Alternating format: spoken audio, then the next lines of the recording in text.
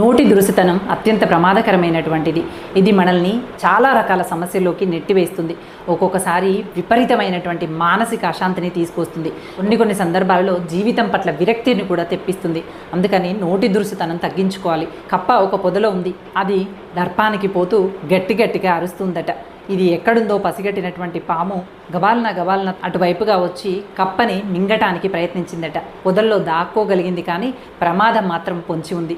అలాగే మన నోటి దురుసుతనంతో కప్ప బెకబెక అని అరిసినట్లు నోటి దురుసుతనంతో అనవసరంగా వాగినటువంటి మాటలు కాస్త శూలాలుగా మారి తిరిగి వచ్చి మన జీవితాల్లోనే ముళ్ళులుగా నాటుకునేటువంటి అవకాశం ఉంది.